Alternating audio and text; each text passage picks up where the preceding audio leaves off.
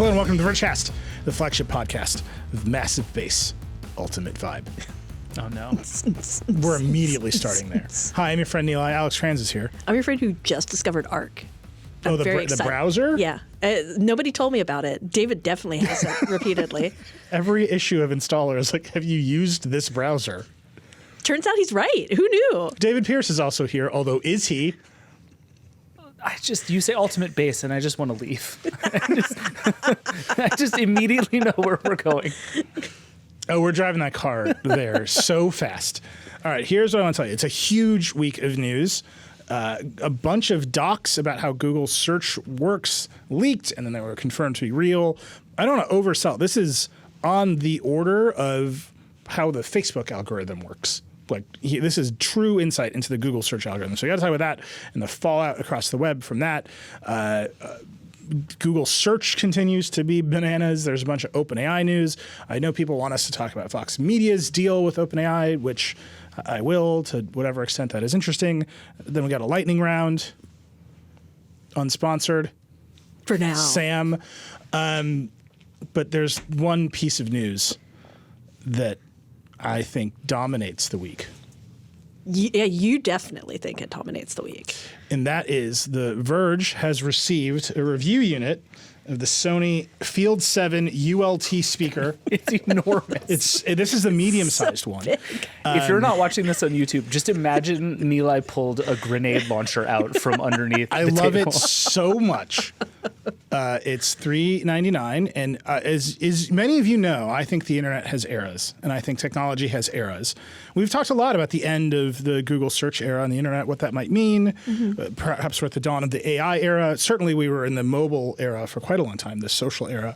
This is the ULT era.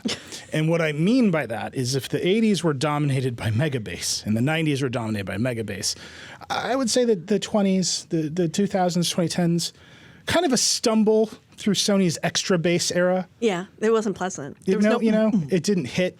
We're now in what Sony has called the ULT era. Ooh, I like that's these what the handles. That's what the button says on it right here, ULT. There's a ULT button? Wait, There's that changes a ULT everything. button. And so it lights up. I'm just going to turn this guy on here. It's so big. There we go. It's on. I, in fact, can't see Nilay through the speaker. I'm told that if I hold this play button down for 5 seconds, we get royalty-free demo music. You hear that, YouTube? Royalty-free. And you guys can't see the lights, but they're there. There she goes. Now, I don't know if you can see the amount of the speaker that's currently lit up, but it's both drivers. And then on the front, the ULT button is rainbow blinking. And when you push that, you get massive bass ultimate vibe. This is the most important product in technology. Do you think if you press the ULT button right now, the podcast would explode? Let's find out. We gotta wait for the drop to come back. Is this English? It's Simlish. Oh, there's another song. Oh, yeah. Oh, it got so much quieter when I pushed the ULT button. Is it just... It just makes little drum hits when you push the ULT. Can you hear that? Yes. It's like a timpani. I don't know, man. Like, I'm trying to sell this and it's not going great. The handles are great. We're turning into QVC or TikTok.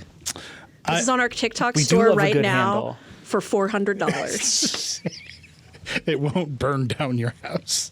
that we know of. Yeah. Anyway, look, all I'm saying is we went from the megabase era to the extra bass era, which, again, I think was a failure. I mean, the ULT era is not bumping so far. Well, it's I mean, just the that first song is good. extra is not more than mega.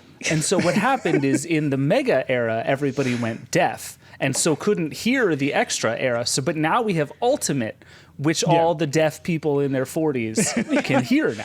So it's back. It has powerful sound with an X-balanced speaker unit and 30 hours of battery life. If And it it only doesn't weighs make the 200 windows pounds. rattle, though, is it really bass? I just think it's funny when you try to make a spec sheet for a product that is insane, and you're just like, RGB lights next to a bullet point. Look, it's the ULT era. I've never been more excited about a product in my entire life. That's the Vergecast, everybody. People have been wondering about when we're going to give a 10 out of 10, and I think it might be happening. It might be time. By the way, this is the medium-sized one. This is the 7. There's also a 10. I cannot wait for that one to arrive. They also sent us 2 7s. Chris Welch just has one in his house, taking up most of his home. I'd like to formally apologize to everyone for bringing the ULT Field 7 on the show. And by apologize, I mean, I'm sorry if you felt bad. I felt great. All right, let's talk about the news. That's what I've learned about apologies. Soon I'll be taking a screenshot of Notes app. I'm really excited. I'm headed directly for that in everyone's career. You're like, is this the screenshot of Notes app? Yeah. Let's find out. Okay, let's talk about the news. There's a lot of news. A lot of it is about AI and what it is doing to the internet. If you've been listening to our show or reading The Verge or listening to Coder or whatever, you know that we've had a thesis for a while now, stretching back into the middle of last year, that the internet was about to get flipped over. Mm-hmm. Not just by AI, but by search in general, by social platforms falling apart. I don't know if you're aware, they changed the name from Twitter to X. Like, something's happening. Yeah. And one thing that we really wanted to do was pay a lot of attention to what things were like now so we could properly describe how they changed, which meant we did a lot of SEO coverage last year. Covered the culture of SEO, the community of SEO, why the web looks like an SEO disaster, how Google fights back against SEO. Mia Sato did a lot of that reporting for us. I think I've radicalized her. Like, you make someone care about SEO for 8 months, they come out a different person on the other side. But Mia's done a great job of that reporting. We had a great feature from Amanda Chicago Lewis, the SEO community is still mad about. That featured an alligator party. We'll link all this up. You can read it. The point I'm trying to make is we felt like it was changing. I think that hunch was correct, right? Yeah. I mean, Google kind of sucks now. I'm using Coggy. So Khaki? Google sucks now. Right? There's other search products. Google's rolling out AI overviews. And then over the long weekend, a bunch of SEO people discovered that the API documentation for Google search had been inadvertently made public on GitHub for quite some time. And there were a couple blog posts, one that was just like, here's how I found it, here's who showed it to me. That one's really interesting. And then there's another one that's more of a deep dive into, here's what it says. And then there was a little bit of back and forth about, is this real? Like, can we trust what we're seeing? Because some of what the documentation revealed is that Google has not been telling the whole truth about how search works for a very, very long time. And so some of the headlines in these posts are like, is Google lying to us? And some of the copy in these posts is like, Google has been lying to us. Google was initially just totally dead silent, which is weird. Like, usually we at least get a no comment. But Mia sent a bunch of emails. We sent some texts. Hey, is there anything, do you want to deny that this is real? Dead silence. Then yesterday, Wednesday, Google confirmed the leaks. They said this is real, and they said we would caution against making inaccurate assumptions about search based on out of context cited or incomplete information. Basically, they're saying, yeah, this is real, but it's not super real. It's a lot. David, you have been covering search and how it works and thinking about it. You use the most browsers and search engines of anyone I know. There's some real explosive information here, but it's still not clear how much we should take seriously and how much Google is lying. It's just a lot of angry people are suddenly like, oh, this is what I've been angry about. Yeah, it's a weird moment because Google search has always been a black box. Google has very deliberately not revealed how Google search works and what it cares about, in part because it's so complicated that it's actually a hard, borderline impossible thing to sit down and explain to somebody why something is where it is in search results. Like, I don't think any individual person at Google knows the answer to that question. It's just not how the system works anymore. But also because the more Google reveals about how search works, the more tools it is giving people with which to game Google search, which has been the cat and mouse game they've been playing forever. And so what has been happening is people have been asking Google, what is going on? What systems and rankings does Google care about? What can I do to make my stuff rank higher in Google search?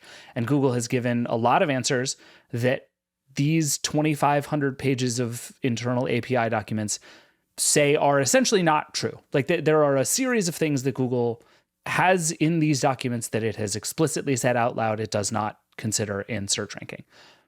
Are those two statements completely mutually exclusive? No, which is why this gets so weird, right? Like there are, I forget the exact number, but it was right around 14,000 individual things referenced in these pages, which is basically like 14,000 different signals.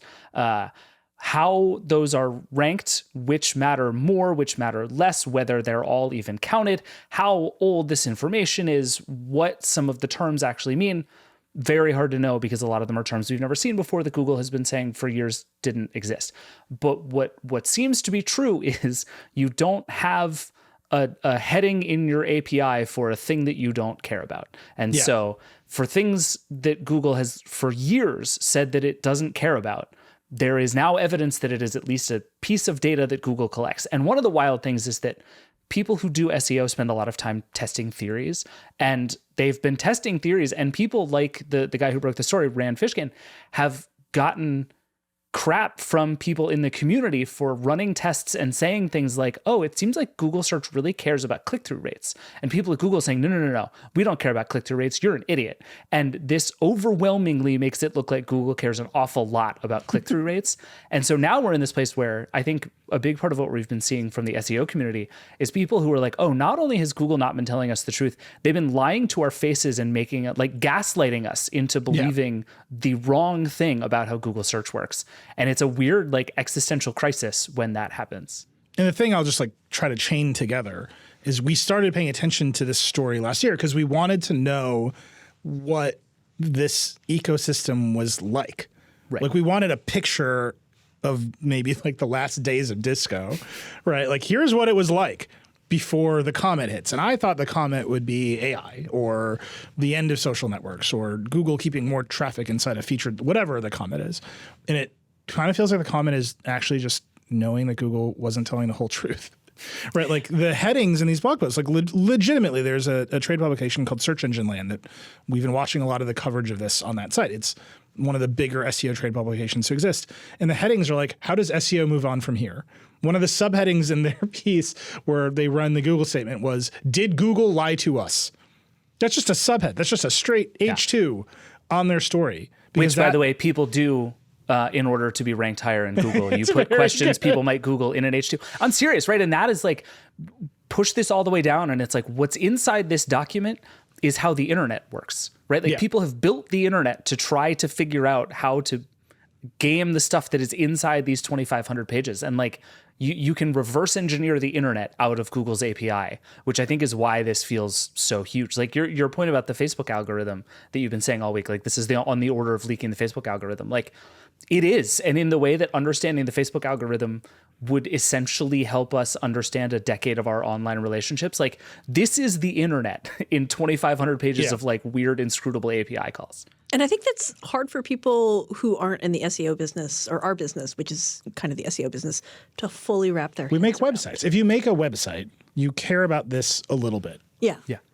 Yeah, we have to, right? Like it's required. I edit buying guides. I have to care a lot about SEO. And people who don't care about SEO, they like, I go and I tell my friends, I'm like, this huge document, like cache of documents dropped. This is huge. And they're like, what is SEO? Elon Musk says, I'm going to open source the Twitter algorithm, and this is front page news. The API calls or fields, basically, of what data Google collects to run a ranking algorithm leaks, and it's like us like freaking out. Yeah. And it's kind of nowhere. And like, to David's point, we don't know how these things are ranked. That's true. But we do know that Google has said for years it does not collect some of this data or care about some of this data, and it definitely does. What are you going to do with that? Rand Fishkin, the same person you mentioned, David, has spent a long time saying it seems like this thing called dwell time is important. So you click through a Google result, you land on a website, you're there for however long, you come back to Google, you go to the next one. That time you spend on the website. He's like, that seems important. And Google has basically said no. Yep, they're tracking that too. Yeah. The one that I think is the most explosive, which we don't really know how to understand, is click data from Chrome. And it's there somewhere, right? So one thing we know that Google does, which is a little shaky, is when you search for a website, I think the example that came out in one of the antitrust trials was Vogue. or Cosmopolitan. It was some magazine like this. Yeah, it was one of those. Yeah. And you get the website, and then right below it in the search result, you get their headings like beauty, fashion, style coverage, Met Gala. Those headings are generated by what people click on in those websites in Chrome. Yeah. And Google has forever said it does not use data from Chrome to impact search. And then you look at these API docs, and you're like, oh, it's in there. There's data from Chrome. Like, it's potential that Google is actually using that for search. And they have sworn up and down to every regulator, to every SEO professional, to everyone, that these things are not the same. What are you going to do with that? It's such a funny example, too, because, like, of course Google does that. Like, this, to me, so much of this leak is things that you would obviously assume Google is doing, except that Google has been denying doing it for years, that it turns out, in fact, Google is doing. Like, I'm in the business of knowing which links are good, and I also run a browser in which billions of people click links every day. Like, at some point, you'd be insane not to let one affect the other. You have maybe the best possible data stream, which is the links that people go to and how long they spend there, which is literally, that is all you could ever want to know in search rankings. And so the idea that they are spread apart and not, in any way correlated out of the goodness of Google's heart, I think has always been sort of silly to people. And so to some extent, it's like, it just confirms what your instincts tell you in a lot of this leak. Yeah. I keep going back to Nilay earlier. You said this was kind of like a comet hitting. And I feel like it's definitely a comet for the SEO community. But for the rest of us, we've kind of been in more like high waters rising as apocalypses go, right? Like the Google experience for 90% of people has just been like, okay, the sea levels are rising now. And it feels like this was maybe that big push in the water. Oh, now it's covering Manhattans. Dang it. Yeah. Yeah, I mean, it does feel like the dam is breaking. One of the things that we were talking about when we did our Decoder episode recently about Google Zero was this stuff leaks because people are mad. Yeah. And so if you were an SEO operator and you uncovered a bunch of secret data that Google was collecting, you would not tell the SEO community, right? Like you would definitely keep that to yourself. But instead what's happening is people are mad and they're like, look at all these lies, or look at what we perceive to be lies. Yeah. And there's just a lot of the ideas that people have had about how Google search works. One of them is domain authority. So a very funny thing that happens is every year I publish Best Printer 2024 by a brother laser printer, and it goes to the top of the rankings. It goes to the top of the search rankings. One, because I have the right answer, which is you should buy a brother laser printer and never think about it. Two, because I'm the best person to write about printers in world history. No one else has written a better printer post than me. I'm sorry, that's just the truth. Certainly, these two can try. And I don't mean that because there's not better writers than me. I mean, those writers are not wasting their time. They have better writing things to about do. printers. Right. You are the perfect middle of good at your job and also interested in printer posts that has ever existed. Like the whole staff is better at this than me. I just they the won't Venn do diagram. it. Yeah. Right. That's fine. And then everyone tweets it and shares it, and people write about it because it's a joke and it's funny and it's at the top of the list. And then the SEO community says things like the Verge is just taking advantage of their domain authority, which that's true. That's fully what we're doing. And then Google's like, we don't have domain authority. That's not a thing we keep track of. And then you look at the thing and they track something called site authority. And it's which that is dynamic. just domain authority. Yeah. Right. It's just that dynamic, which is like, okay, like we understand that you don't want people to game search. We have been very critical of SEO farms that game search. Again, Decoder this week is just about people gaming search and putting small businesses out of business.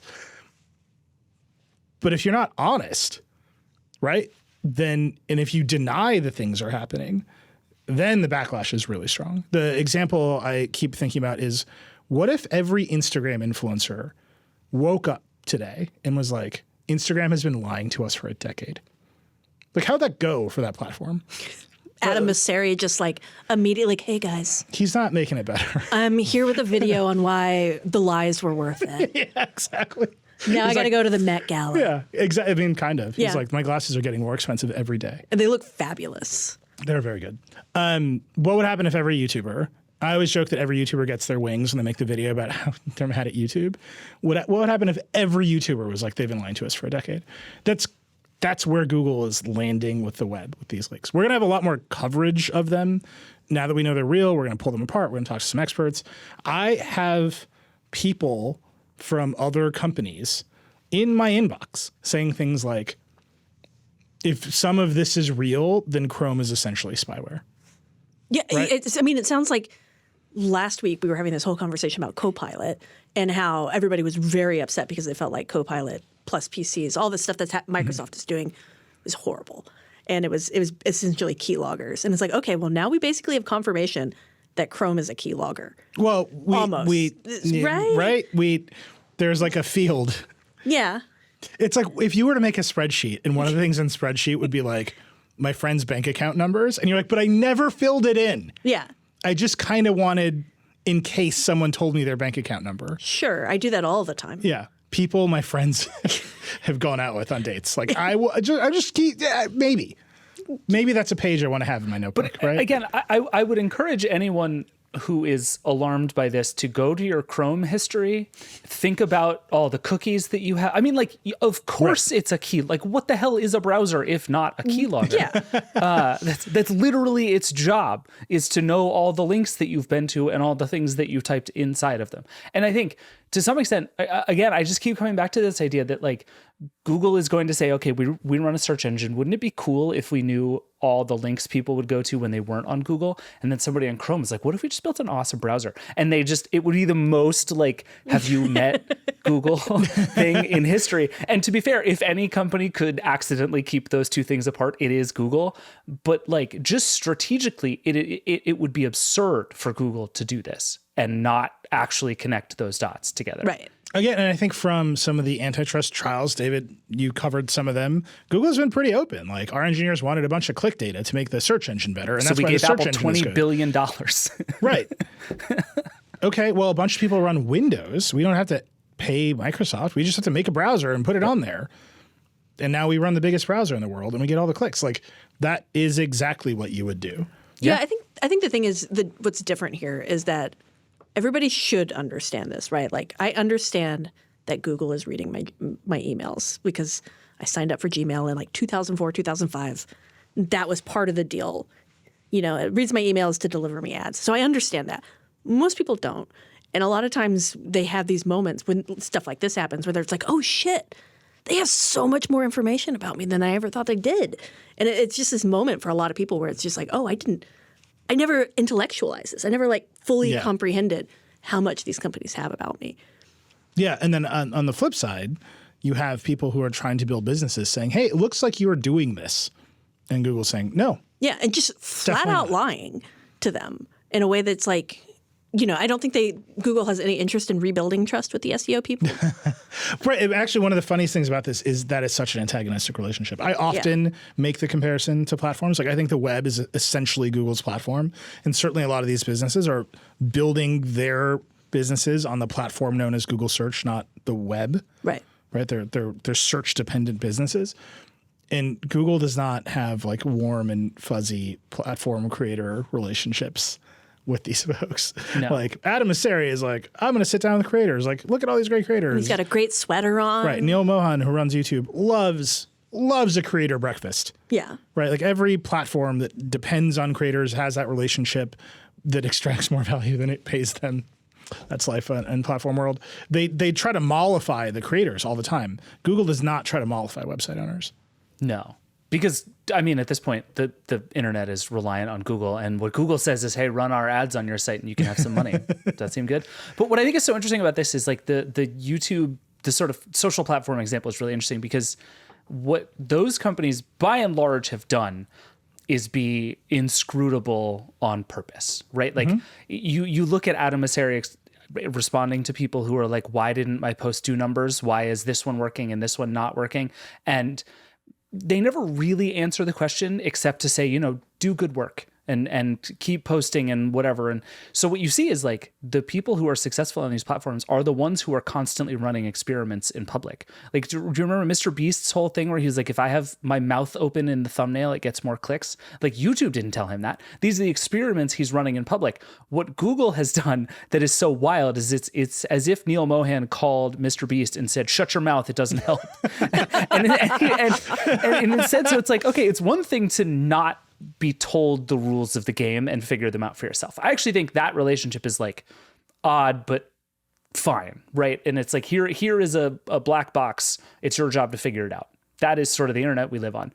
But for Google to have spent this long denying the existence of what people are finding on their own and sort of making people question what they're finding with their own two hands in front of their own two eyes is just wild. Yeah. And again, we should say there is a lot about how all of this works that we still don't know. I think a lot of it is going to start to come out very fast because there are a lot of people who do these experiments who are now armed with a tremendous amount of new data. And so I think we're going to learn a lot about how Google works really, really quickly now. But it just feels so weird to hear the people who do this for a living be like, yeah, I've been asking these questions and being publicly lied to about how my job works for a decade. That just feels crazy. Also, we should note there are pending antitrust lawsuits against Google and lots of regulators around the world who have been asking the same questions and getting the same kind of answers. Well, which is another place a lot of this information is coming from, by the way. Like there was this thing called Nav Boost that came up a bunch in the API, which talks a lot about how click-through rate and the stuff you're talking about, like the long and short clicks, whether you come back very quickly from a search result or stay on the page a while. All of that is part of a system Google has called Nav Boost that came up in the antitrust trial and made some noise where it's like, okay, this is actually overriding a lot of our other rankings is what you do once you interact with a search result. And that is very different from what Google has told people. Yeah, actually, my favorite part of all this, my favorite thing, because it's such a good name. Let's be honest. How do you get me? You give something an adorable name. Google has spent years positioning search as a utility, right? Not as a business that they run, but as the water or electricity of the internet. It's just a neutral utility. You just use it. And we don't have any ideas about it. It's just we set the robots to crawl the internet and they're just a baby. Yeah, they just find the stuff and they show it to you. And when you try to cover search as anything other than a utility, the attitude from Google is like, why would you do that? Right. We want to teach people how search works. And we're like, no, there's like a culture of search, like the same way that there's a culture of TikTok, right? And that's been a disconnect. But they have done that on purpose, right? Because if you treat something like a utility or a neutral algorithm or just the right answer that the Google brilliance of PageRank has discovered across the web, then maybe you don't poke at it too much. And inside these documents, we find things like Nav Boost as part of a system that is called twiddlers. Yeah. Twiddlers. And the way to think about it is like the big Google algorithm is like the back end. And right before it displays your result, the twiddlers show up and they twiddle the result. We just twiddle the little And thumbs. so Nav Boost is a twiddler. It's like categorized as a twiddler. It's like we went and found some other stuff and we're going to shuffle that around a little bit. And there's a bunch of those. And like lots of Google's systems are built as twiddlers. So they have plausible deniability that the core search ranking algorithm doesn't take these factors in. Right. But right before they show them to you. Just a little twiddle. Twiddlers, baby. And it's like, I'm not that stupid. It's like it's one system that displays a search result at the end where it happens. Like, I don't think they can run around being like, we were always telling the truth. Yeah. It's just these twiddlers are out of control. Right. They have no control over it. They're just a baby. It's my favorite thing that everybody does now when they screw up. They just go, I'm just a baby. I don't know. It's my first day running search. Who can say? Get over yourselves. Anyhow, we are going to learn a lot more about this. We often try not to oversell things. I'm just telling you, the web, the people who make the web are aflame because of these documents, because they do make Google seem, if not outright a liar, as though they have been socially engineering a community of people who make things into not believing what they see, as David is saying. And I think the backlash there is going to be ferocious. Yeah. Especially as search traffic declines, especially as user behavior changes around AI, especially as the AI results continue to tell people to eat glue. Like there's not a lot of trust left in this ecosystem. And it's to me, it's weird that there's not more coverage of it. It's not as sexy as the Facebook algorithm or Elon saying isn't open source the Twitter algorithm. But like David said, this is the architecture of the internet. Yeah, I think it is because that's why it's so hard for people. It is so ingrained in how most people function that it's shocking to them to a point where it's like, I can't even process this. I have to go.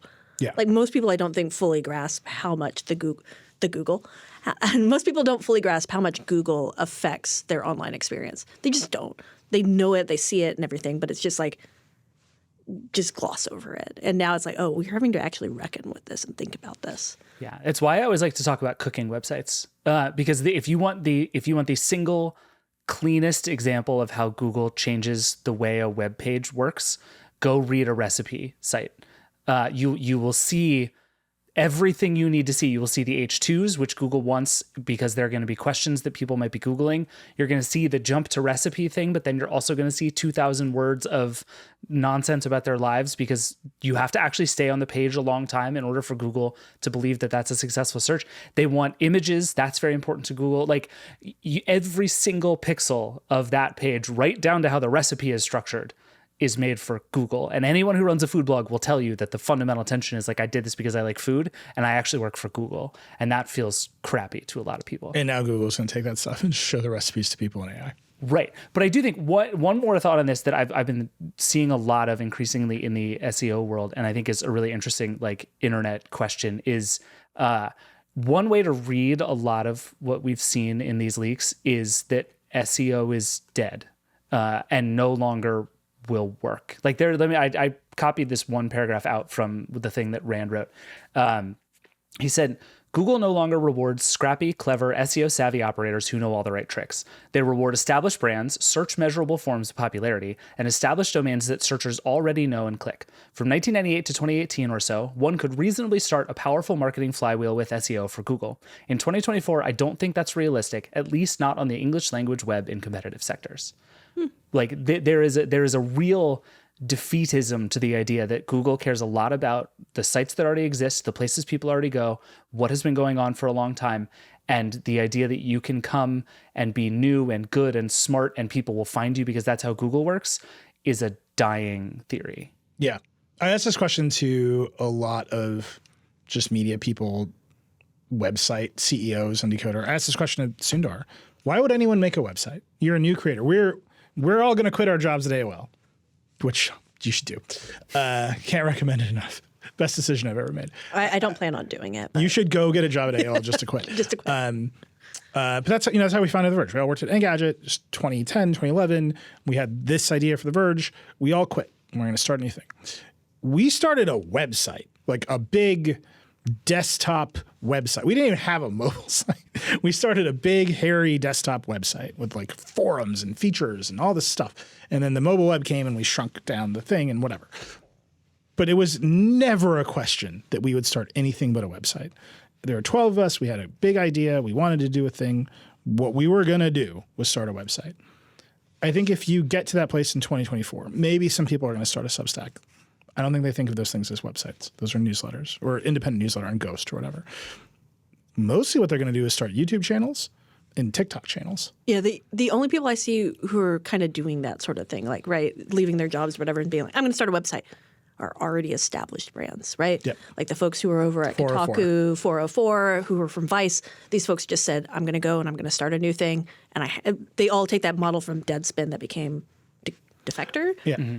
And that works, but that is... You have to have an audience already. Yeah, that worked because they have that audience, right? Like most people don't have that audience and don't have that scale. And I think Casey's written about that a lot of like, he has to work to get Platformer out. He has to like really put in the effort because scale is hard. And it's much, much harder now because of Google. Yeah. And those sites are all great. I don't think they, like 404 is on Ghost. Yeah. Right. So they're taking advantage of some infrastructure for newsletter that exists that lets them be a different kind of thing. But the idea that like we coded our website from scratch. You wouldn't like do we're that. Gonna like build a product that is a website. I didn't do it. Yeah. But you wouldn't do that in 2024. It was just not a good investment in 2024 for the reason David is saying. Yeah. And there's, many things have changed in the past 13 years. But the idea that the new creators on the internet will not go to the open web but instead will go to a closed video platform, I think is very dangerous. And I don't know the right answer to get people back to making open searchable web properties if the biggest search engine is like, screw it, like Hearst. Everyone can go read Meredith.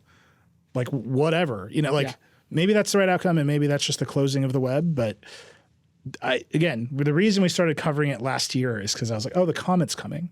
And the more we covered it, we're like, oh, the comment's coming. Like we should capture this moment. And it feels like, again, I thought the comment would be AI. I did not expect it to be like everyone is this mad. And it just feels like, we'll see how it goes. We're going to cover a lot more of it. I think the other browser makers, regulators, there's just a flood of negative emotion about how Google has behaved that it feels like it's coming to a head. I do have one question for you guys, especially you, David, because you use a lot of different search engines. Are any of them good? Like, do any of them, when you go and you search something, actually give you those unique results that used to be like, ooh, yeah, now I know what I'm doing on this search engine? Yes and no. Kagi, which is the one you mentioned, which is also what I use. It's $10 a month. It's excellent. I cannot recommend it enough. Paying for a search engine feels ridiculous, but it's worth it.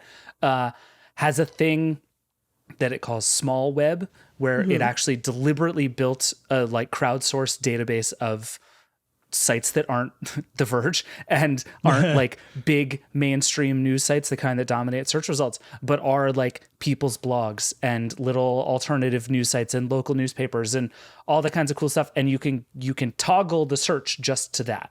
And I think the sort of big omnibus search is never coming back from what it is now. It's just interface changes, really. Like I think Kagi's stuff is better than Google, but mostly just because it's a nicer thing to use than Google is at this moment. Especially in Arc. Yeah, but where we are now is like the only solution is going to be to artificially decide which part of the web you want to look at, because all of the signals for the rest of the web are starting to break away from that like find and explore new things vibe, because that's harder to do and harder to measure than, oh, people generally believe that Nilay is right about which printer to buy. And that's actually like a pretty easy thing for a search engine to believe and send you to over and over again. Yeah. And we will continue ruthlessly using our domain authority. We will. I love it. To break big printer. David, I can't remember if it was you who said this, or Casey might have said it to me in passing. We used to think of surfing the web as a fun thing to do. And all of Google's messaging at I.O. was let Google do the Googling for you. Yeah. Which makes it seem like work. And it's like, no, this is how I wasted time. Do you know how much I didn't pay attention in law school because I was just browsing the web in class? It's weird that we've made the web this unpleasant and the platforms figured it out. And hopefully we can get some of that back. I don't know if we can. We're going to keep running a website. We do have a TikTok for as long as TikTok lasts. But yeah. All right, we're going to keep using our domain authority to crush big printer. Hell yes. Just ruthless domain authority abuse. But that's our mission here at The Verge. We got to take a break. We'll be right back. All right, we're back. The post-credit scene on this episode of The Vergecast on YouTube is going to be great. It is. That's all I can say. That's all I'm allowed to say about it. It's lightning round 1. According to a rundown, the AI lightning round. So there's a bunch of WWDC rumors about what's going to happen with OpenAI. They've apparently inked their deal. Google had a bad week last week. We should talk about that. More Google. GPTs are open now with OpenAI Store. There's a lot. But I know people want us to talk about our press release, Fox Media's press release, which is that, like many media companies, Vox Media signed a content and technology deal with OpenAI. The Atlantic had one on the same day. It was like Fox Media and Atlantic were in the headlines together. I don't know, David, what you interview me. Yeah, so, okay. I think the big question to me is both how do we feel as people who work at a company with a deal like this, and what does all this mean about the media in general? So I think like we just had a conversation earlier with a bunch of the folks in our newsroom talking about this stuff. And I think I want to know, for you as somebody who runs a newsroom, you didn't make this deal. I assume will at some point see the contract because you like yelling about contracts? I don't think that's a thing you do from time to time. I sincerely doubt that is true. I'll do my best. It is more likely that I will see someone else's contract before I see our own companies. Oh, that's interesting. That's a fun reporting tactic. Can I bully my boss before I can bully somebody else? That's good. Our company's very good at being like, no, you can't just report on our own company. Other companies like, here's the stuff. Like, that's just the way of being a reporter. But yeah, that's fair. But so I am curious for you as like a newsroom leader, how you even think through what a deal like this means. Sure. We do a lot of disclosures on this show. Mm-hmm. Famously, I think. I've had journalism professors talk to me about the fact that our disclosures are a running joke with the audience. Like, we want to be really transparent about where information comes from, reasons to not trust us if you don't want to trust us. Like, my goal is always to just empower the audience with information. That's the top level. So, like, if you're listening to this and you've listened to the show, that's why we do the disclosures. That's why they're a joke. Like, the only currency we have as a news organization is trust. So we're trying to, that's why we have the background policy, right? All the spokespeople have to use their names when they talk to us because we don't want to pretend we know something that they just told us. If Google or Apple or Microsoft or whoever wants to talk to us and get some information on our pages, they need to be accountable for it, not us. And that's just trust. That's just who are you going to trust? Where does the trust go? Who do you have to trust to believe this story? So that's the top level. Right next to that, which I think the audience doesn't see as much, because why would you, is our newsroom has to not think about it. Like, that's actually what independence is, right? Is not, I know that our company has a deal or an investor, and I'm just going to, I'm going to think about it as I write the story. The goal is they don't think about it at all, right. And we just go do the reporting and we publish what is true, or what we believe, or what we think people should know, right? And that in any traditional newsroom, that's what is called the firewall, right? So we do stuff. Our sales team, there's advertising over there. We just came back from an ad break, right? Like, in that, but we don't know what the ads are. I don't know what ads just played. I get so many emails about the crypto ads. I don't know, man. Yeah, like, I think crypto's stupid as shit. Like, what do you want me to do? Like, that's that team. And if we open the door and start telling that team what to do, the danger, and this is a danger that is proven out over and over again in newsrooms around the world. If we open the door and start telling them what to do, they're like, hey, that door's open. Right. We're going to start telling you what to do. So we just keep the door closed. This is why you have the firewall. It works in both directions. So for me, and I understand OpenAI in particular is a pretty shady company. I feel like our entire episode last week was like, this company is pretty shady. We're going to talk about Sam Altman. I was like, I'm just waiting. Like, whatever. Fine. But like, that's the commercial side of our company. And I understand, like, I've talked to a lot of media executives. Like, I'm running around covering Google Zero. I've been talking to a lot of media people lately. And I can talk about that bigger question, David, of like, are these good deals? Are these like a good idea broadly? Because I think I've done some reporting. I have some thoughts about that. But the thing that, like, when our press release went out, like, no, we're not going to change how we cover OpenAI. Yes, I think when it's appropriate, we'll disclose it. It's not like Comcast is an investor in our company. Right. Like, we disclose it every time we whisper about Comcast because they're an investor. This is a licensing deal. Like, we have a lot of those across our company. I don't want to just get into a situation where I'm like, disclosure, Yahoo licenses an RSS feed of the dodo. Like, what do you want? Like, I think that door can get too open. We can overread it. So Vergecast would go a little long. It would go a little long.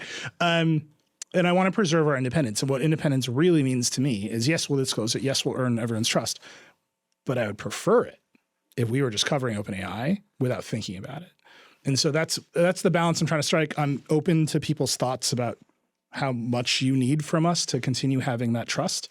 But it is, in many ways, like, more of a normal deal than people are expecting, right? Like, when we did a Netflix show, I think there was less outcry. But like, I was the producer of a disclosure. I made a Netflix show. Every time. You should watch a Netflix show. David and I are going to make one just so that we that was like way disclosure. messier, right? Like, I'm going to meetings at Netflix about our show that I was not allowed to talk about until our show was made. So I want to make sure we like find the right balance. And I understand there's just a lot of feelings about AI and OpenAI in particular. But like at the end of the day, the goal for all of these media companies is to just get some control back out of a situation that felt out of control. And what situation is that? Well, they took everything anyway. Right. Right. That's the situation. And we can talk about that broadly. I just want to separate the two things. Like our newsroom is independent. OpenAI did not buy any control of our newsroom. We will be very honest with everybody when we think the disclosure could affect how you perceive one of our stories. And I think that, around copyright law, like that makes sense to me. We're going to write a story about the New York Times lawsuit against OpenAI. That is a great place for disclosure. OpenAI launches a new GPT feature. Like, I don't know. You tell me. Maybe we need to do that every time. But like, I don't want to overread it as though to make it seem like we're doing something we're not.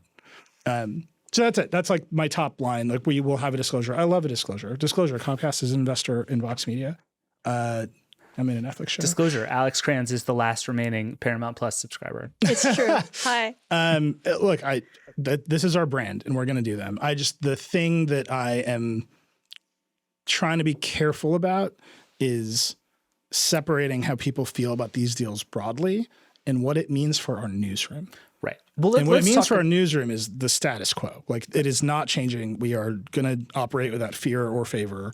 And again, my goal is to earn everyone's trust by being as transparent as we can be. And I just want to make sure that we're not so transparent that we actually go in a full circle and no one believes us. So like, you tell me where you think the line is. I'm open to the feedback. I asked for it from our staff today. I'm asking for it from the audience today.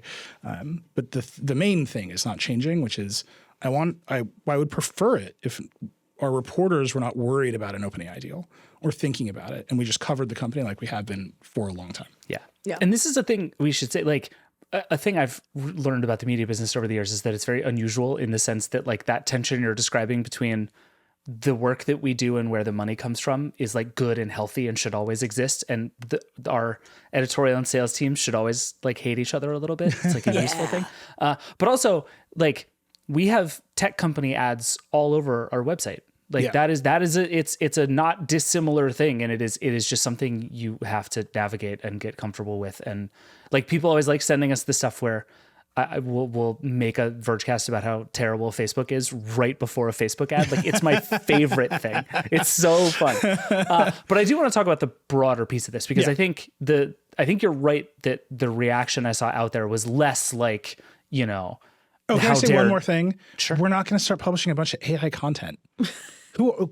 No. I think people see partnership and they're like, except AI for content? The printer post. Yeah, I'm the only person who's put AI content on the website. Both posts were about printers. You disclosed. I wish you people would get madder at me about it and make that post go even more viral. Yeah. No one will do it. We will only use AI to ruin our domain authority in Google search. Yeah. That's what we're for. I'm sure we're going to end up building some AI. Like there's one thing that all of us want, which is we would like better alt text on our images to make them more accessible, to make the site more accessible. We would like our site to be better for screen readers. Right now, it's a lot of very manual work. If we can use some of these tools to make that better, make our site more accessible, that's a great outcome, right? I don't know if that's going to work. Right now, our creative team tells me like, this alt text is not good enough. And AI, everybody, it's just not good enough yet. But if we can start to build that stuff, that's great. So there's that part of it, which I think is interesting. I don't know what that looks like. I haven't talked to our product team about any of that stuff yet. But the other part where the Verge is just the Verge, that's going to remain exactly the same today as it was yesterday. Yeah. Okay. Let's talk about the broader side of this because I think there are two pieces of the should media companies be making deals like this with OpenAI question that I find very interesting. We should talk about both of them. The first is, haven't you idiots learned your lesson from making these deals with companies like Facebook and Google and everybody else who promised you money to save journalism and in fact forced you to do a bunch of stuff, pulled out the rug and kind of screwed up the industry? The second is, don't you realize that AI is out to put all of you out of jobs and just take your information, use it in training data, and then get rid of you? Why are you ushering in the journalism apocalypse? And I think to some extent, those are like two versions of the same question, but I think are like the big picture things going on here. Like, are we contributing to our own downfall or are we chasing money at the expense of doing anything that is smart or long-term thinking? I mean, the media industry never does anything. Yeah, the media industry is not known for Yeah. really good business. This is No, but I think, mostly a like, vanity project. A thing we have talked a Billionaires, lot the about history on of this media. show is that the media industry as a whole probably should have spent more time over the last decade building Facebook competitors than making Facebook videos. And I think like my hope is we have learned that lesson and that the next minute of the journalism industry will be learning that lesson and executing on it, which is, I think, part of why we're so excited about the Fediverse, because it's a thing that opens up possibilities for new kinds of media products. Is there a fear that OpenAI and the like AI search engine stuff that is inevitably coming is just the next pivot to video and everybody falls for it and gives up on building new things for 5 more years? Yes. Okay. So here's, I'm going to bracket our company because they did not talk to me about this, which is like, that's the firewall. Yeah. But Nick Thompson, who is the CEO of The Atlantic, has published a bunch about why The Atlantic did the deal. He made a video about it. You can go watch it on LinkedIn. Nick used to be the editor-in-chief of Wired. David used to work for Nick. I did. I love Nick. Nick knows. He knows. Yeah, he gets it. Nick and I are friends. He knows. He understands what he's doing. Axel Springer has signed one of these deals. The Financial Times has signed one of these deals. A lot of these companies are signing these deals. My understanding of the deals from the reporting, not from the digging around our company, but from the reporting is twofold. One, we just spent a whole bunch of time talking about Google. Google is a fair use argument, right? We're going to come and index all of your information. We're going to show it to people. In return, you'll get traffic. And everyone said, it's a little squeaky, but okay. And then Google won a bunch of cases against different media organizations that did not like this idea. Yeah. We're going to index every book in the world and show it to people. And the book publishers are like, no, you're stealing our stuff. And Google won that case. Google, we're going to index all the images on the internet. A bunch of porn publishers said, no, we don't want you to do that. And they were not the most sympathetic defendants in the world. Google won that case. Google said, we're going to put every episode of South Park on YouTube. And Viacom said, no. And then they started posting episodes of South Park to YouTube on their own, and they lost that case. That was not a great legal strategy, but that's what they did. But that all of Google, that whole platform dynamic was, we're going to take your stuff and we're going to pay you, and you'll get something. We'll pay you an exposure. Yeah. And that look around. So I think a lot of the reaction right now is, well, we cannot let that happen again. We need some rules. I think a problem for all these companies is that OpenAI and Google and whoever else, Anthropic, Perplexity, you name it, they've all taken it anyway. Yeah. Yeah. They have it. Llama scraped on the internet. Every Facebook video we've ever made OpenAI is in Llama. Built a tool to scrape YouTube for more data. Like that's just how it's done. Yeah. I think, absent our own company, I know nothing about the deal beyond we don't have have to one. keep saying it. Yeah, right? yeah. We have one. There it is. Here's your disclosure. There it is. Vox Media has a content and technology deal with OpenAI. I think you're right, where it's like it is a thing of everybody. It's already been taken. It's already gone. Everybody. The cat is out of the bag. Right? The genie's out of the bottle. Whatever euphemism you want to use there. It's happened, and now it's okay. What do we put a price on that? And a lot of these companies, we're starting to hear more about the price there. We're starting to hear what it is, and that might not end up being the right price, right? Like these deals might not be the right deals, but they are deals. They are money where there wasn't money. I think a really interesting thing is, how do you set the right price? Mm-hmm. What is the value? They've already trained on it. Yep. What is the deal for now? One of the things that has come out about these deals, which are all, from what I understand, they're all basically the same structure. I think the News Corp deal is like $250 million over 5 or 10 years, right? Mm-hmm. Most of the other deals are $10 million over 5 to 10 years, something like that. I think it's 5. The main thing that has come out about them is that they govern how much can be displayed, how the information is displayed, how it's attributed, what links are in it. And you look at that, and what I see is honestly a reaction to Google, which has gone from, we're linking to your stuff, to we're going to cut out your stuff and put it in featured snippets, to we're going to have our AI rewrite whatever and just show you the answer and never send you a click. And then you'll eat glue. And there's nothing you can do about it because we're indexing your website every single day. Right. And there's nothing you can do about it because there's no contract. Right. So what I have heard and what I see is like that control. And I think Nick Thompson, former editor of Wired, who knows, has been public about this in his announcement in The Atlantic. That control is the thing. Because if you go beyond that, you don't have to go invent some copyright argument. You have a breach of contract claim. And that's much easier to litigate. The other thing that I see happening all over the industry, and we made an entire Decoder episode with Sarah Zhang and I about how all of AI rests on a totally shaky copyright fair use argument that could blow up at any moment. Yeah. Like OpenAI, your business could blow up at any moment because you have weird ideas about copyright law. No one can afford to litigate these ideas. So the New York Times sued OpenAI, somewhat famously.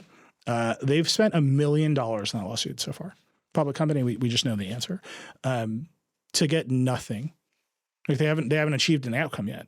They've just done and they could lose. And they could lose. So that's a coin flip. The New York Times, big public company, they run a very successful video game service. Maybe the most successful online game service of all is the New York Times.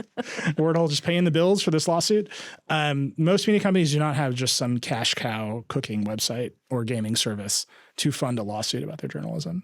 And so I think they're all looking at the Times lawsuit. They're saying, well, this is going to take 5 years. This is going to take 10 years. It might go to the Supreme Court. They might lose. Hopefully the Times wins. If they win, our contracts will expire right around then, and we'll renegotiate with the strength of this copyright precedent. And if they lose, we'll just re-up our deal. Yeah. And I see that playing out as most media companies cannot afford to go litigate these deals. And importantly, no one can afford to sue Google. Yeah, like Google's got infinite money. And I know everyone's talking about OpenAI, and I know whatever, just disclosure, OpenAI has a content technology deal with Fox Media. We just spent that whole first segment about Google, which is the thing. It's the 800-pound gorilla. Everyone on the web operates in the universe of Google, including OpenAI, right? OpenAI has made Google dance, to borrow an Adele's quote, but they're still it. Like Google's the big profitable ultra high margin company, and OpenAI doesn't make $1 as far as I understand, right? They're still losing money. So there's a difference there in how these companies are perceiving their antagonists. And I think they can get OpenAI to come to the table, and eventually what they're going to do is they're going to go to Google and they're going to say, pay us. Your competitor is paying us. Our traffic is dropping. And if it continues to drop, we're going to pull the plug on you indexing our website. And I don't know how long that's going to take. Maybe it'll never happen because the threats are effective. But you just see that's where the trend line is headed. And then you'll only get the URL for buy this one printer Nilay Patel recommends. I'll sell you one link, Google. But that's like broadly how I see the dynamic of this playing out is the copyright. I care a lot about copyright law. The copyright argument is so uncertain on both sides of the coin that people are trying to buy some certainty so that they have leverage to go negotiate against the real power in the ecosystem. That makes logical sense to me. I also think it might be wildly optimistic about who is actually going to extract anything from Google. I like our media executives. I think they're brilliant. It should be clear. I think Nick is very smart. Most media executives are not. No, I mean, like A players. Even the thesis is good, right? Like I buy the thesis as far as it goes. I just think there is not a lot of evidence that says anyone can pick a fight with Google and win, because we are in this. I mean, like you keep harping about Google Zero. Like when that happens and people have nothing to lose by picking that fight with Google, they might start to pick that fight with Google. Right now, if I just say you can't crawl my website anymore, overwhelmingly I go straight out of business. Yep. That's what I mean. This is what I'm saying. Like the trend lines, right? But that trend is so slow. It's so slow. It's slow, and it isn't slow. I think for some publishers, it's super slow. For others, it's not. Right? Yeah. But I mean, we'll see. If you're seeing shakiness in your Google results, and you're seeing AI overviews, and you're like, maybe Google Zero is real, or you're a mid-sized publisher, right? Which are not getting these deals right now. It's all the big publishers are getting these deals, but somewhere down the road, the mid-sized publishers, I assume, will get the deal. Or be offered a deal or go ask for a deal. Who knows? At some point, right, the trend line of our Google traffic is going down. Our investment in caring about you is no longer worth it. And they're paying us money. Like it's a destabilizing factor in all these conversations where there have never been destabilizing factors for about a decade. Yeah. And so we'll just see, like, The last time this happens, this is the negative argument. I'll give everyone the negative argument. David wrote about this. He wrote about Google AMP at the beginning of last year because I was like, we got to start with what Google has done to the web. Google did AMP because Facebook showed up and said, do instant articles and put all of your articles directly into our platform. And they'll load really fast, something native on the web, and we'll send a shitload of audience to them. And Google freaked out and did AMP, and then all the publishers had to do AMP. And this was a disaster. Just broadly, all the way around, a disaster. And then Facebook was like, we hate news. And they're like, actually, what we hate is text. All of you make videos. And everyone pivoted to video. This equal growing disaster. AMP turned out to be a huge mess, and you couldn't do anything good. It actually spread misinformation because all the websites look the same. I could go on about this for days and days and days. Google is there again. Yep. They're afraid of something. And so like the ripple effect of that, I think, is interesting. And I think what most of the publishers that I've talked to, what they're interested in is, can we make them not copy instant articles with AMP, but copy payments for search? Because that's what they all want. One thing we haven't talked a lot about on the show is a bill in the United States called the JCPA, the Journalism Competition Preservation Act. It's funny. You would think that the publishers could all get together and say, we're going to pull our content from Google search. They have a lot of leverage. If they do it all together, you got a lot of leverage. What's left? They can't, because that would be collusion under the antitrust laws, which is incredible. So the JCPA is, I think it's a Klobuchar bill that would create an exemption for publishers to bargain with large platforms like over $1 billion in revenue. One of those numbers that like makes it Google and Facebook. Mm-hmm. Yeah. Like, it's one of those ways of saying Google and Facebook without saying Google and Facebook. It would create an exception to antitrust law so that they could bargain as a unit against large platforms. Or they could just like rule that Google has built a monopoly. Yeah, there's a lot of that. Yeah.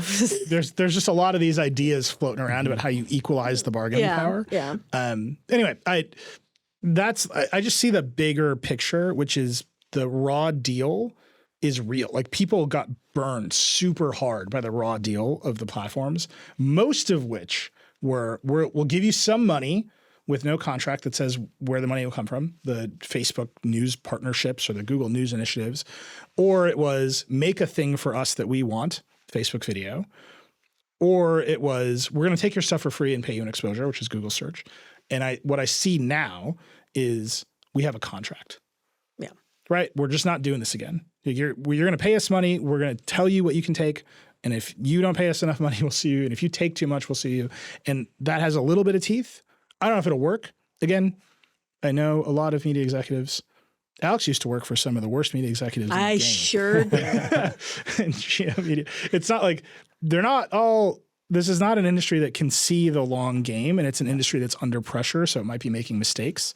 But I see the difference here. I don't know if these are good ideas. I don't know if they feel great, right? Like, there's a lot of the response yesterday and to all these other deals is, do these feel great? No. But I think I can identify the differences, and I think at least what I see is, well, they took the shit anyway. Like, some money is better than no money. Yeah, and a lot of the deal for a long time was no money. That's definitely where I'm sitting. It's like some money is better than no money, but also, one, I want to just point out this is a lightning round, and we've been on Nilay's lightning round. Sorry. For a while, and so I want to take over for my lightning round. Oh yeah, okay, you got which one. Is also about OpenAI. Of course it is. Because I called it. Back when OpenAI, there was the coup, and a bunch of the board members were like, we don't like Sam, we're firing him. Everybody gathered around Sam, was like, no, you're a baby, we love you, come back. He's now back in charge, more powerful than ever. Right? Like that's the reporting, allegedly. Like, information just said OpenAI CEO cements control. So like, that's happening. They fired all the safety people or pushed him out, and then they started a new safety committee, and he's the head of the safety committee. Yeah, that's a choice, Sam. But Helen Toner, who was one of those board members who voted to have him kicked out, and then left because he won, was on a podcast this week and was like, yeah, we just didn't trust him. Yeah. Like, he just was so consistently not telling us the truth. We just lost all trust in him.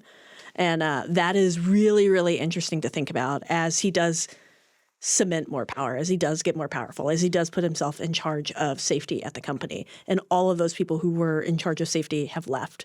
And as that company is still technically run by a nonprofit, that's whole job is to protect us all from AI, like, oh, buddy, Yeah. that's not working for you. I'm curious. It's been like the Scarlett Johansson situation there's been no new pieces of information. It's been pretty quiet on that front. Yeah. That's not going to just end. No. Right. It ends with a settlement or a statement or an apology. Well, she's going to do a partnership with OpenAI as well. Like, no. She has some great ideas for alt text. Yeah. But like the backlash to AI in general, but I'll give you this little data point. I think there's a real gap in how people feel about the thing and then what people are doing. We've never gotten so many sort of like unhappy notes about a Decoder episode as when we had the CEO of Adobe on. We got some happy ones too. People want to hear from that guy. He doesn't give a lot of interviews.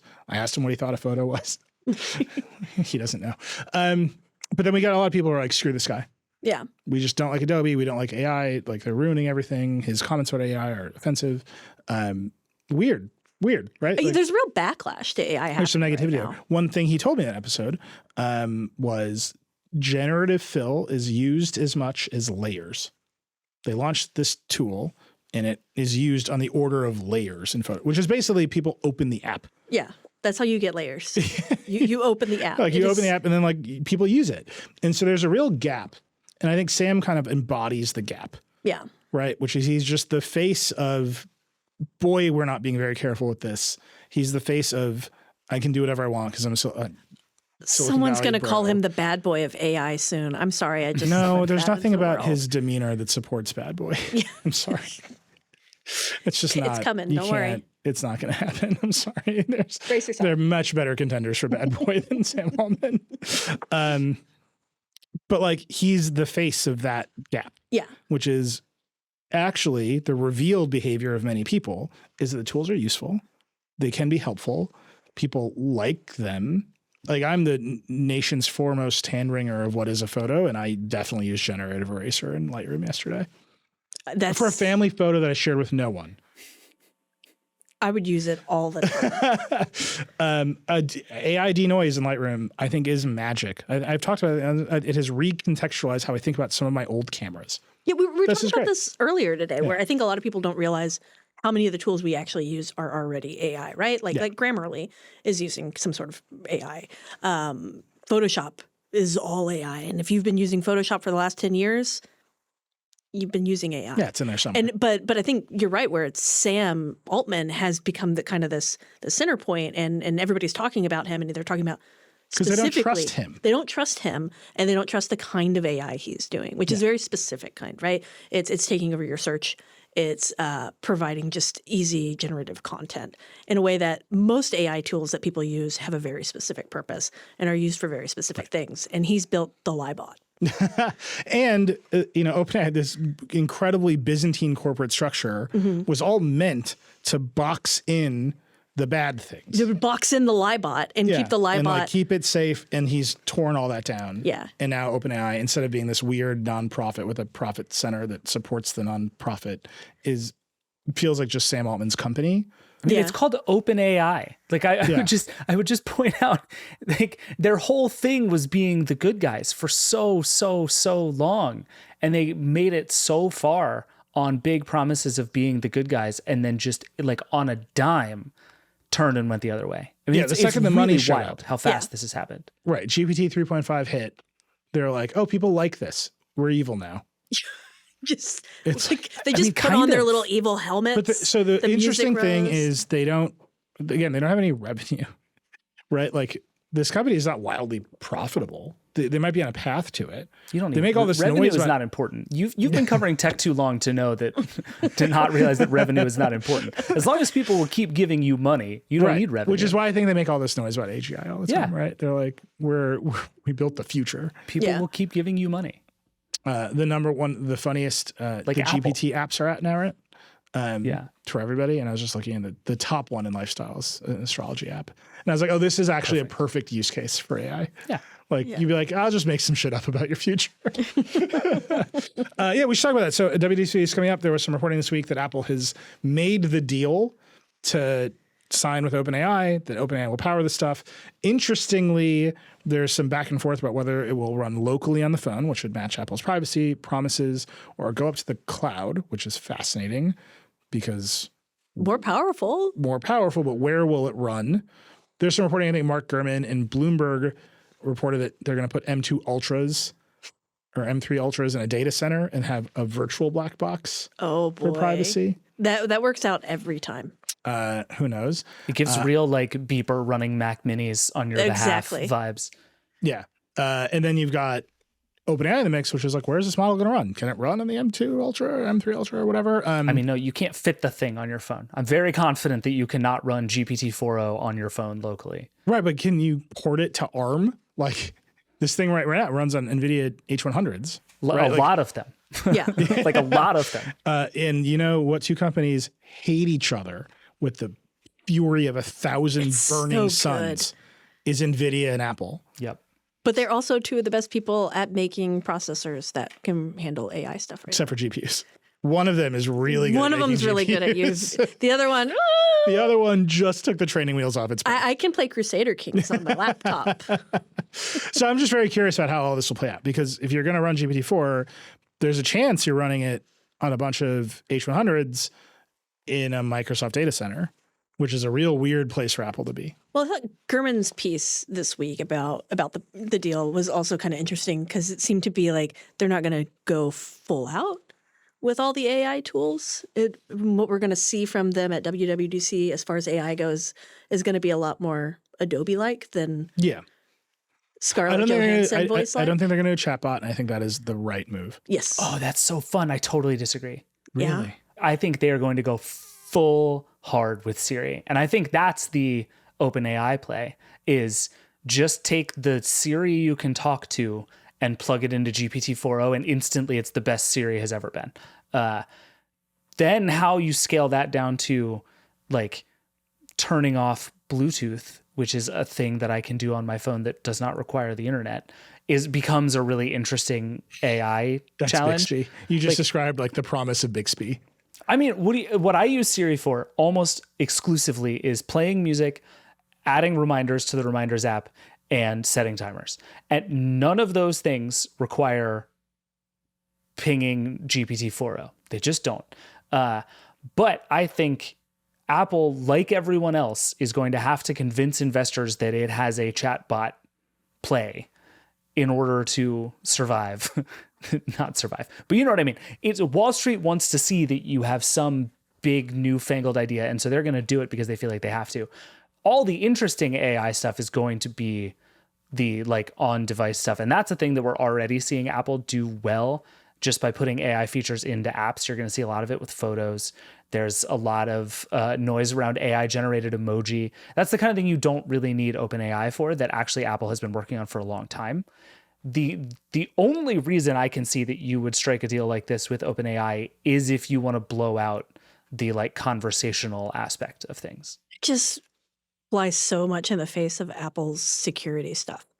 Like, yeah, but so does the Google deal. Like, it's that's fine. true. That's true. But the Google deal, like, we didn't know the terms of the Google deal for years, right? And whereas this was a fairly public deal with OpenAI. Really close. It's just been better reported on because OpenAI is the leakiest company in the history of the world. Just like, just holes everywhere. Yeah. By the way, it's only the M2 Ultra. This was driving me crazy that I kept saying M3 Ultra. Because they're on the M4 now, so I just assumed. Yeah. They just got a lot of M2 Ultras. M2 Ultras where they stopped with the. They're like, is this as good as an H100? OpenAI, tell us. I think Apple knows that the idea behind is an external perception of the company, and they're watching companies kind of light their brands on fire, and they're just never going to do that. They are cautious to the extreme in that way. Maybe. And I think this Crush ad disaster for them, which was not even about AI. It was an iPad ad that everyone decided was about AI. I think they saw that and they were like, no, Like we're going to do some stuff in photos and some stuff in emojis. Well, there's going to be stuff in search. So I'm sure, yeah, there's going to be like some like light dusting. Remember last year where they're like the keyboard has AI in it now, and it's like this keyboard is dumb. Yeah, it's real bad. It's like still pretty bad. They're going to do that kind of thing. Yeah, and I think it might be everywhere. They might announce more features, but that last turn where it's like, do you want to bang an iPad? Like I don't know if we're going to get there this time. I think they're very comfortable with the perception that they're quote behind because I think they're watching Google. I think they're watching the reaction to their own advertising and saying this stuff is not ready and the culture around it is too negative. That is just my sense from, just talking to folks, but I don't know if I know what they're actually going to announce. I look forward to, we're going to be there live and we're doing a podcast in Cupertino. And I am going to spend a lot of time gloating on that show about how right I was. And I'm really looking forward to it. I really hope David's wrong just so I can gloat. That's it. But I hope you're right for you spiritually, David.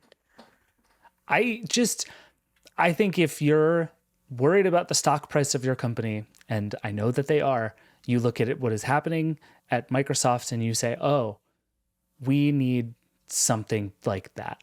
And what they'll say is they'll make a lot of noise about like all the stuff you can do inside of apps. And then it will come around to, and also it wants to be your best friend. Let's hang out. Also Siri's horny now. Tim Cook will be like, woo! Can you imagine just imagine Tim Cook being like, and Siri's horny now. Yeah. Just flirty with Siri. I'd looks love it. Kevin Roos dead in the eyes. All right, we got this lightning round has ended up in strange places. But it's been a good one. We'll be right back. We have yet another unsponsored lightning round. How long is this episode now? 4 hours? We're going to talk about ourselves more for another hour. 3 hours. We are currently at 81 minutes. All right, we got to bring this to a close. Lightning round style. I'm going to bring out the ULT Power 7 or whatever it's called. Is that your lightning round? This is my lightning round. It's been more like a lot of lightning. God, the Sony logo is slightly holographic. It looks kind of like, you're like, is it lit up? No. Hologram. Sometimes I remind people that the Verge's entire competitive differentiation is that we love gadgets. And I'm telling you, this is our entire competitive differentiation. Yeah, we freaked out over it for a minute. Nilay, nobody's going to sponsor the lightning round if you just pick up a speaker and talk about how terrific it is every week. Like, get that money from Sony before you do that, man. Come on. I don't know how. There's a firewall between edit and sales. They keep telling me that there's incoming lightning round. I think all of our sponsors are going to be like a month late being like, remember that time Nilay got really weird with our speaker on air? Sony. I wish I knew how. I think Sony will love your lightning round. Look, if you're Phil Sony or whoever runs Sony, give us a call. Someone is here to take your call. Mega Bass Ultimate Sound or whatever, Power Vibes, whatever it is. Power Vibes. ULT. All right, Cranz, you got. I ran you over in the last one. You get the first one. Yeah. So it's going to be a gadget, and that Fitbit has a new watch for kids. The Ace. The Ace LTE. And is it a way for you to track your children with GPS? Yes. Yes. Do you feel uncomfortable about that? I don't know. I'm not you. If you do, this probably is not an exciting gadget for you. But it seems really cool because it like gamifies fitness in what appears to be a really nice way. Victoria Song went and got to check it out. I've heard from some other people who've gotten to check it out, and everybody's just like, no, this thing rules, and I kind of want one for myself. Yes. And like that's the hallmark of a good-ass gadget for kids. Yeah. Like you can take the band and replace the band, and there's like a little Tamagotchi kind of thing in the watch. And so when you replace the band, it'll like change its appearance and stuff. It's sick. All adult fitness trackers are like, let's talk about your VO2 max. And this one's just like, make the cool little guy go. And like, that's how you get me to do stuff. Come on. Exactly. Like this thing just kind of rules.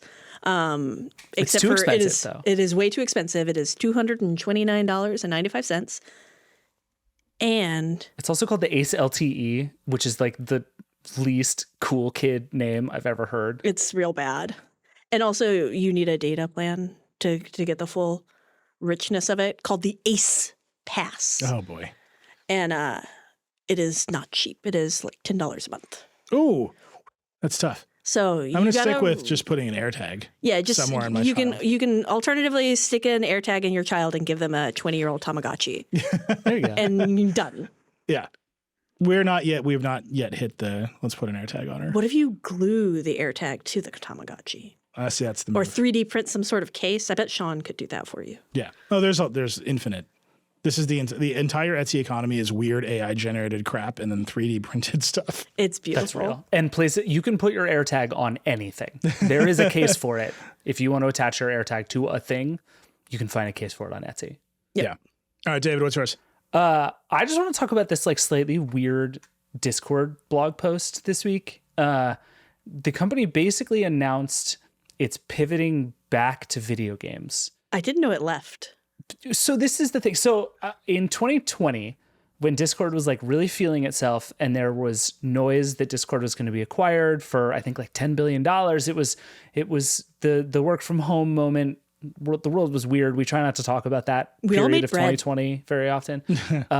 Discord like announced that it was going to be more than just a gaming thing, right? It wanted to be a community app for the future of the world. And Discord actually has like gotten a lot of things about building a community app really right. There are a lot of things about it that are very clever.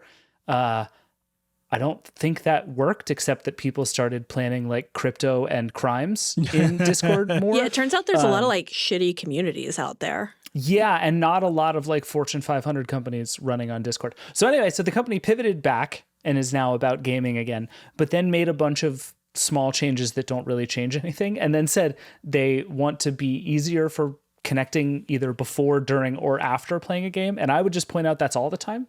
That's still just everything. So I think I'm just in a strange place where it was like, I forget who it was, but somebody in our Slack was saying like, this is not a message to users. This is a message to investors of like, we get it. It's fine. We're running away from crypto. Please stop doing crimes in Discord. But I just thought it was very funny. It's like Discord is like, we will remain Discord. Just like, please only do games here, please. Yeah. I did learn new things from that blog post. I didn't know you could have Discord on like the PS5. Yeah. Yeah.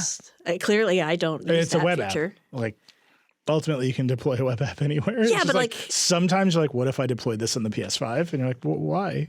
it's because it's got a sick processor. It looks cool. I mean, Discord's a really good chat app. Part of me wishes It's they great. had gone more mainstream, and instead of like the 50 WhatsApp group chats I'm in, I was in a bunch of Discords. Like, I feel like I'd feel cooler, but alas. No, I'm in a bunch of Discords. You're Is not it doing not enough great? crimes. You're David. fine. I don't do enough crimes. No You're right. crimes I don't do enough that I know NFTs of. or crimes. Oh no, Alex, No. I'm guessing you're in at least one Plex related Discord. I'm not. but I did think of putting that out some there. crimes have definitely happened in Yeah, some there you go. Discords I've seen. By the way, Jason was on Decoder a while ago, basically previewing all of this. If you want to listen to him talk about it, I spent a lot of time being like, crimes happen here. And he's like, I need it to stop. Like, more or less. And he said to me a really interesting stat. He's like, most Discords are like 3 people. It's just like 3 or 4 friends hanging out in a Discord. And that's like the vast majority of Discord activity. And then the big ones are like for other stuff. Right. But we talked about why they make games and their app platform and all this stuff. And he's like, we just do that to dog food, like features for the big games. All right. I'm going to pick one. I wanted to pick iFixit and Samsung breaking up. And other repair companies are starting to say they can't fix Samsung stuff either. Mm-hmm. That's boring. What I want to pick is X, the platform formerly known as Twitter, now hiding likes. Wait, what? I missed this. It's very good. So they're not hiding likes. They're hiding who likes something. So, you know, people used to go on Twitter and like something. You can see all their public likes. They're hiding that. They're hiding replies. They're doing this because bros keep liking porn. Yeah, that's all the funniest stuff on Twitter. That was the best. Like when Ted Cruz, Yeah. like was like, I love this. It's very Yeah, good. you do.